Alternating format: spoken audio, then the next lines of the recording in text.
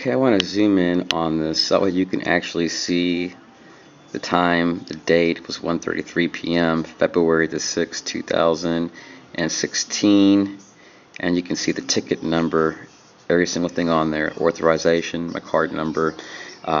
So I'm covering up my license tag. It was actually printed out on this receipt, and as we see that this parking place is 6047.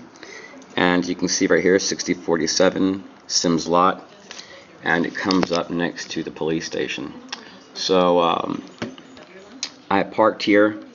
I spent, what was it, $5 for about 25 minutes, and I walked to the police station, and I noticed that before I walked into the police station, this white vehicle was parked right around here, and they had been following me around every single turn I took for like 22 miles.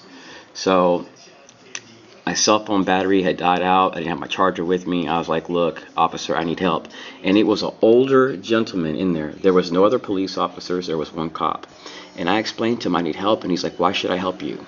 I told him, sir, I'm being stalked. Every turn I turn, the same car's following me around. So when I go outside, I see a woman and a man. They're both wearing shades. I don't know if they're federal agents or what. But a person knows when they're being followed. So I started noticing every turn I was taking, they were following me. So when I go to the police station, I notice them go behind me, and they come over here and they stop. They don't work with the police station. Now, I've mentioned in the past I've been systematically harassed and stalked by people driving white vehicles.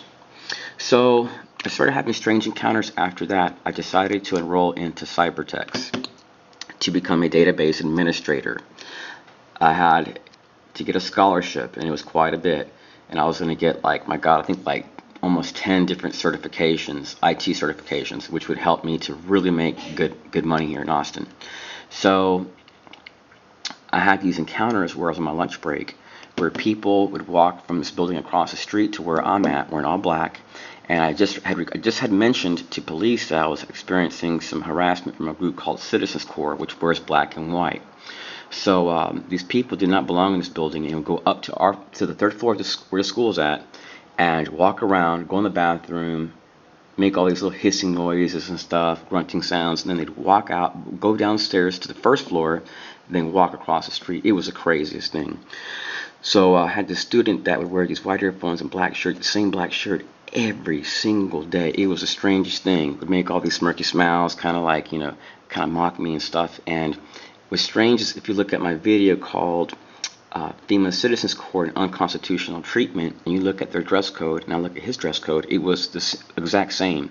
And when I left that program, I started getting calls, and the people would laugh and say, hey, it's Alvarado, here to help you get rid of your student loans. And they would laugh and hang up. Well, guess what? His name was Alvarado. I always treated him with respect, but his name was Alvarado, and I found it real strange how he gave me a paper that had my social security number and a bunch of private information. After I confronted him and asked him, says, hey, do you work for Citizens Corps? The very next day he gave me a paper with my social security number and all my personal information. So I had a doctor named Dr. Bolanini, and she would not help me to get sleeping medicine because I was being stalked. When I did a check on her information, she has a degree in safety. So after leaving the FEMA office, I made a video a while back. All of a sudden, she calls me and says I have an appointment, and it was not true. So I wonder if she's part of medical corps, probably under Citizens Corps. I don't know.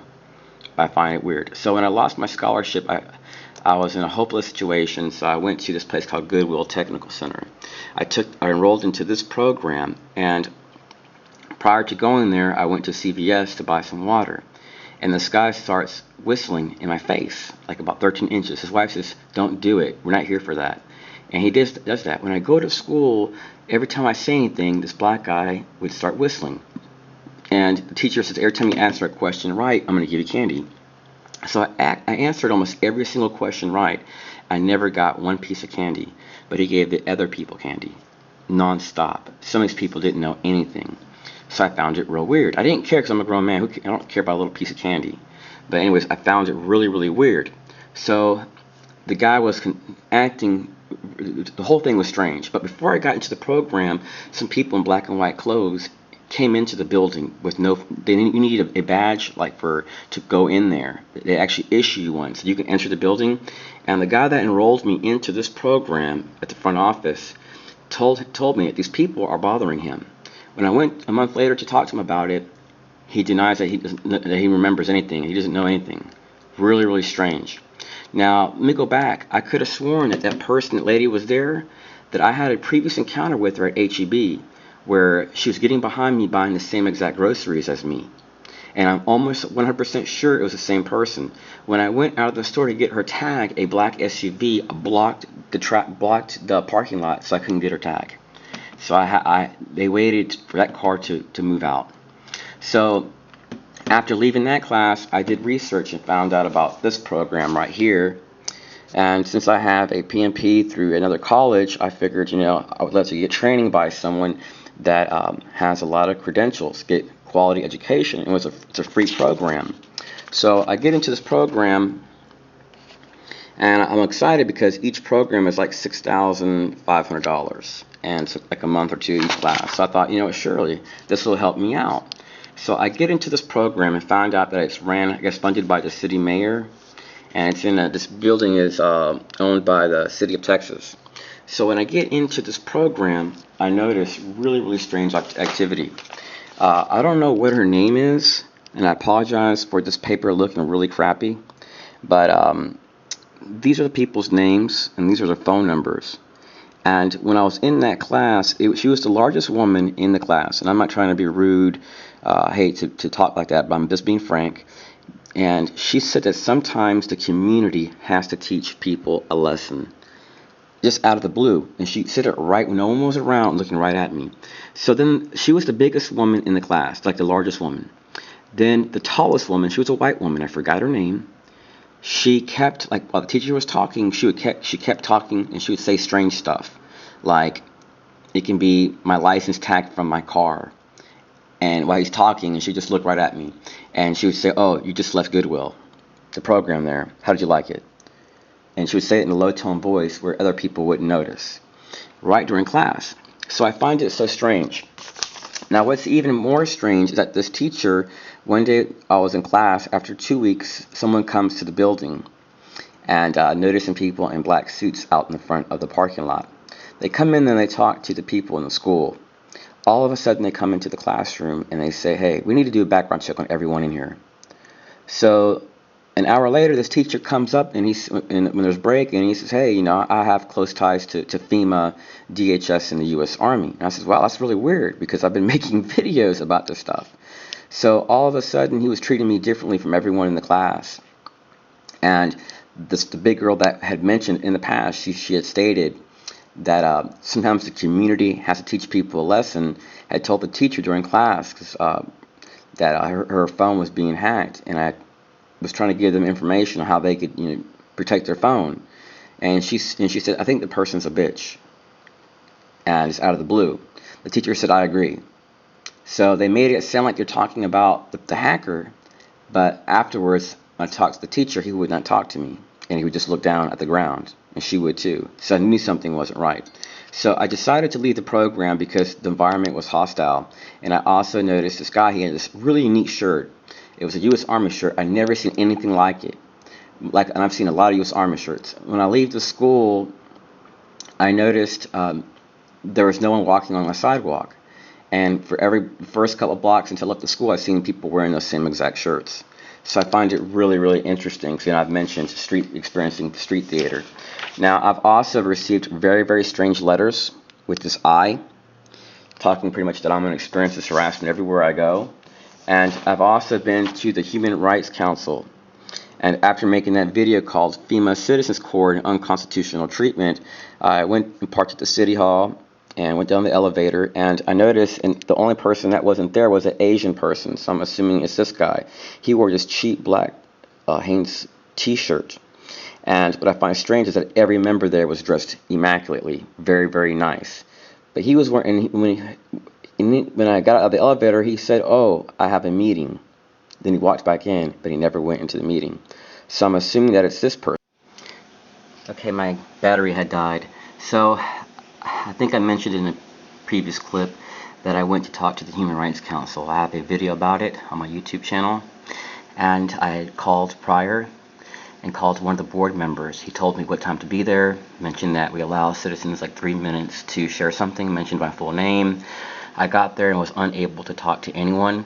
Even after the meeting, her name was Sarita Davis, refused to let me say anything, ask any questions about in another meeting. When can I talk to them? They refused to listen. And she was nominated by Mayor Steve Adler. So let me keep going on here. Now, I've mentioned that I've been harassed at schools here in Texas, but I took a truck driving program at Bishop State Community College. While attending Bishop State Community College, my teacher had specifically told me that you're having a problem with a schoolmate, and we're noticing it, and he's ex-U.S. Army, and that they believe that he was planted in the class. And I had told my teacher I had just left L.A. to get into the program. What they found strange was that there was another student that flew all the way from L.A. to go to the school in Mobile, Alabama, called Bishop State Community College. They found it really strange, and he had really close ties to this guy, the U.S. Army. This guy was giving me a hard time. So let me keep going on here. Bear with me one moment. So I want to share, if you look at my video called FEMA Citizens Corps and Unconstitutional Treatment, you'll see that this person right here wrote his phone number, his email address, and this is his name, supposedly his real name. I don't think it's his real name, and there's a reason why. When I left Florida to move to New Mexico, and I made a note here that I had an encounter with a lady that works, she's ex-U.S. Air Force. She used to work for the Air Force, and she is a retired nurse. Now she's working for another company. I have her tag, and she had told me while I was doing my laundry, these people want to make you sick. And we had talked for a little bit. She told me these people gang stalking you. They want you to be sick. So her last name was Miller. And isn't it something? This person's name is Miller. Now, let me tell you guys this, that I was accused of a murder of a U.S. Air Force pilot in 1996. After losing a multi-million-dollar lawsuit, my girlfriend had called the police and told them that me and all my friends did this crime. I took a polygraph test and passed it 18 times. I begged for it, knowing that if I failed in Now, before I left Florida to move to New Mexico and come here, while I was living in Florida, I was having all these strange encounters. It was nonstop. And there's witnesses to this.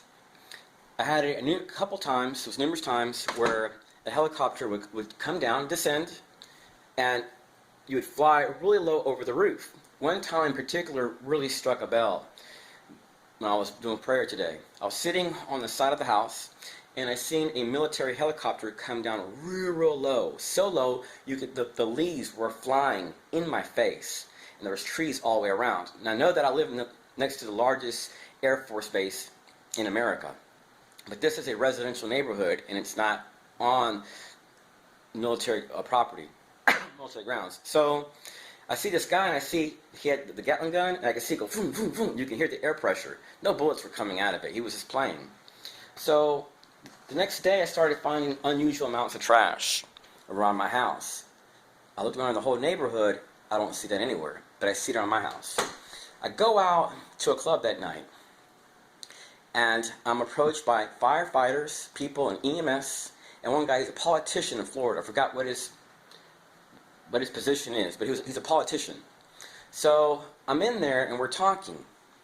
And these people mentioned, yeah, we work for the fire department. I got EMS, talking to a politician. Another guy comes in, he's U.S. Army, and he's talking about networking and computers. I'm getting along with it. And mentioned he used to work for a fusion center, I think it was in Tampa. So I'm having these same encounters. When I'm going out, I'm social. I get dressed up. I'll have a martini, and I started noticing every time I'm going out, and the person sitting next to me, when I start communicating with them after a couple of drinks, because normally what I'll do is once a year I might go out and have 3 or 4 drinks. Normally I'll go out and have 1 drink. But when I feel like someone's next to me kind of scoping me out, I'll buy them a drink or 2 and chit-chat with them and try to figure out what they like to talk about. And what I have noticed from doing this is that I've had a lot of people in every state encounters with people that work for Department of Public Safety. Also people that work for fire and EMS and so on, which indicates they're tied to Citizens Corps. Now, what's the coincidence of this happening in 3 states? Now, I have a video that talks about how to recover things from SD cards and stuff, and I bought a Celebrate machine. There's going to be some people having to do a lot of explaining, because my experiences in 3 states are the same. Now, if someone's asking for help, why would you persistently follow them around and harass them, knowing the outcome? I have gone with family to buy groceries, and when I come out, there's 8 red cars, and I'm parked in the very front. They're not people normally go into a supermarket when they park, but they stay there, and then when I leave, they leave. They get behind me, buy groceries. This is a military operation. Get this right, target individuals. This is a military operation. I put the camera down because I want to make sure it's not going to die on me because it's really low, the battery. So this is a military operation, a governmental operation, that can only be conducted by people that are tied to FEMA, Department of Public Safety, military agencies, contractors, and intelligence agencies, and secret societies. And when we look at the stakeholders of DHS, what do we see? A lot of the stakeholders are part of the Masonic order. So do you think the Freemasons are going to help you if you ask for help? Do you see them out here spreading light to the marginalized masses? Do you see them mingling with black people in the southern states? Do we see the state governor in Florida, which hangs out with the Freemasons, empowering over 1 million men to be able to become barbers and nail technicians so they can feed their kids and not be strung out on pills and drugs and be depressed all day long? They don't care. You have been deceived. If you truly believe that these Freemasons and these people that are doing this to us really care about us. Now, I'm not saying that all these people are bad, but what I am saying is this, is that I've been systematically harassed, and I systematically have asked for help. I don't expect people to follow me around everywhere I go to ensure that I'm not being harassed. But one thing is for sure, my harassment has been done with intent to cause psychological harm. Because do you know what it is to go shopping, and then come out, you have 8 red cars around you, and people are sitting in their cars, and you see military hats, and it's happening over and over and over and over. And when you share it with people, they say that, this is mathematically impossible for these combinations to happen. And then I have neighbors harassing me, coming out here harassing me in the community. I'm pretty sure if we were to run these people's tags, it'd probably come up FEMA, Police, Department of Public Safety. What's really helped me out is the fact that I live down the road from police. When I moved here, I wanted to discover the people behind my gang stalking. I didn't want to experience it again. I started having neighbors over here harass me, over there harass me, over here harass me. So I typed up neighborhood harassment. It came up gang stalking. Then you see I've asked for police for help. What have they done? Nothing. And Margaret Stewart, the NSA whistleblower, I have one of her videos, I believe it's called, is this pro-American or anti-American activity? Look for the video. And she clearly mentions that police deny people help when they ask for help. Is this a coincidence, fellow Americans? All this patriotism is fine and dandy, but it's a bunch of hogwash. If people are asking for help, nothing is done. Now, there's going to be a lot of Americans. They're going to step on toes when they're being gang stalked, because they're going to want to figure out who's behind the harassment. Do you know when we have murder investigations, police lie, and they use tactics to get information?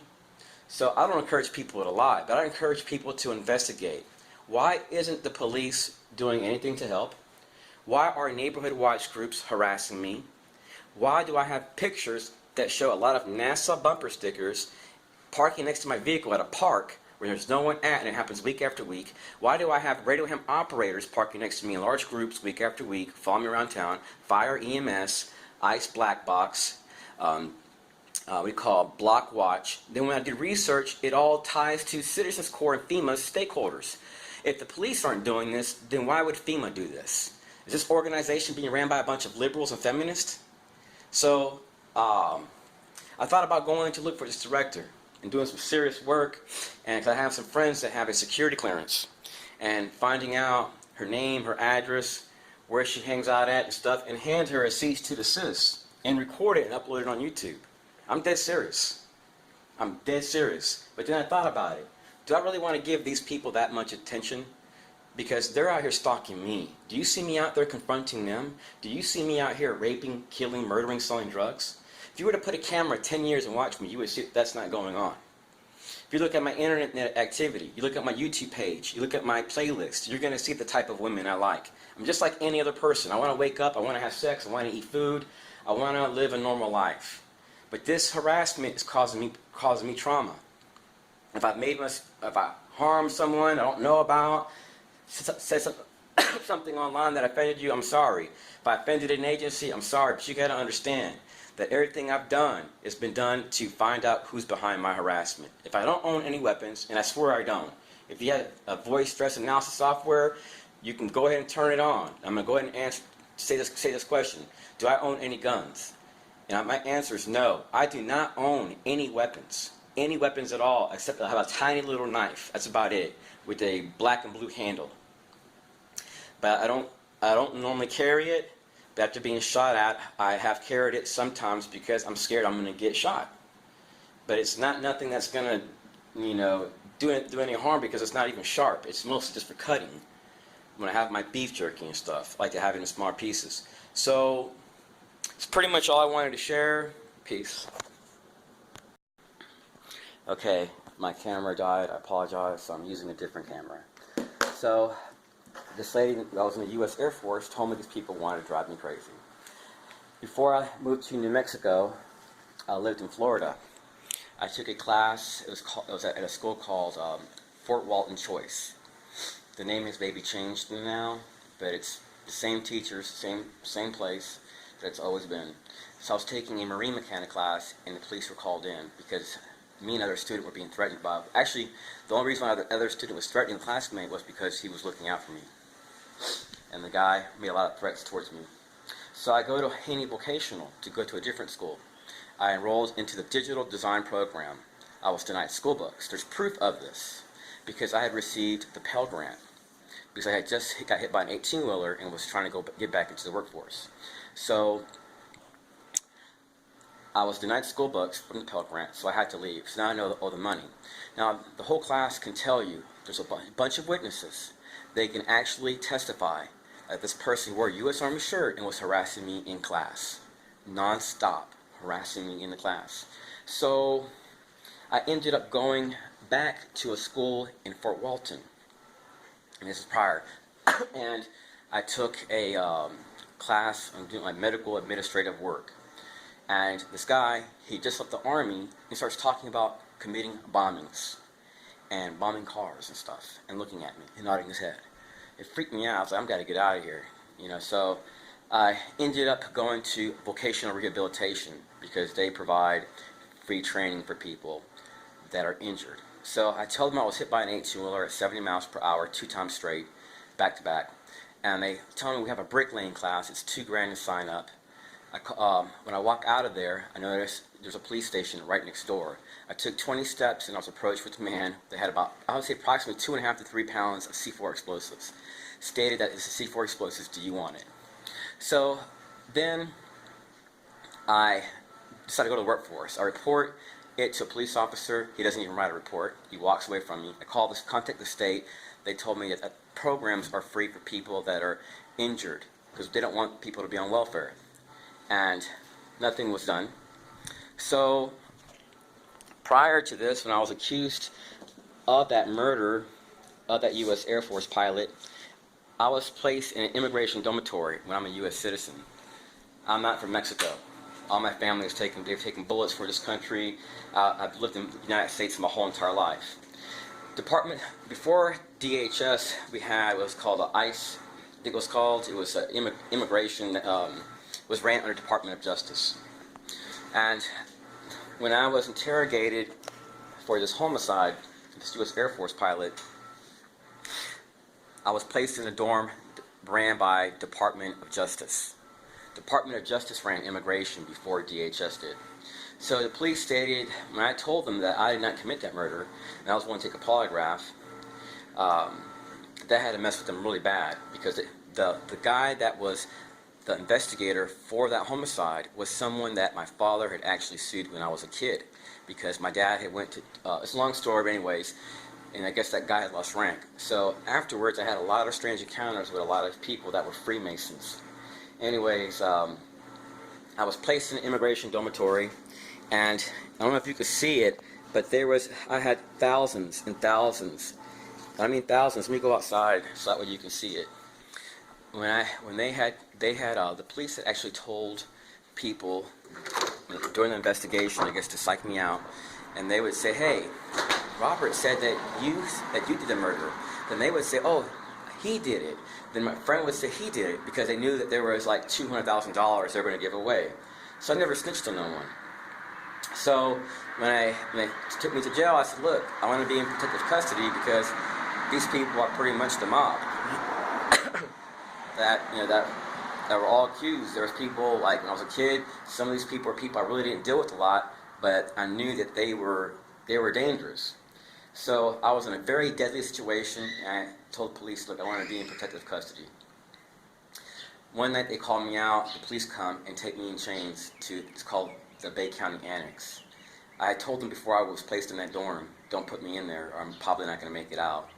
So when I get in there, this guy, I have his information, this can be verified in a court of law, and he assaulted me, and police, from what he said, police had given him a picture, and I actually seen the picture, I still remember it like it was yesterday. You see my name, birthday, everything, and he showed to the inmates, and this is him. I was jumped by every single inmate in that place. You could see like slice marks, you see that? And it was horrible. I mean, this camera's not that good, but it was horrible. And this took weeks and weeks. See that slice mark? It took weeks and weeks for it to heal. You're looking at this picture, I would say 3.5 weeks afterwards. I laid in bed. The situation was so bad, and I wasn't receiving proper medical care, that inmates would actually put butter on my wounds. And they would joke around and be nice with me. They would feed me, help me out, but they would joke around and call me Adidas because I had so many Adidas shoe marks, and they would actually count the shoe marks, different pairs. And it was way over 40 shoes. The shoe marks were so much you could see shoe marks on my tiny toes. So after passing the polygraph test, because in the state of Florida, it's one of the few states where if you fail a polygraph test, they can actually charge you with murder immediately. So when I get out, I go with a friend to this right here, to this get-together. His name was Ray Russenberger. I don't know him, but I was invited by a friend that knew these, but I had a friend that was going there. So when I go there, guess what ends up happening? A person from the U.S. Air Force pops up, and he's a pilot. I ran out of because I didn't want their conversation to mess up my video. So when I go to this event with all these politicians, all of a sudden this Air Force pilot comes up. He doesn't know a single person there. He calls me a spick. Every single person would remember, because that event was, I think, a one-time-a-year deal. This guy was going for a city position. So there are people to this day that when I've gone to Pensacola have remembered me in that incident, and I can still get a hold of them. Bear with me one moment. Was taken in October the 7th of 2016. And the video is called "Targeted Individual Speaks to City Council About Gang Stalking." This was back in 2016. And I'm still going through this?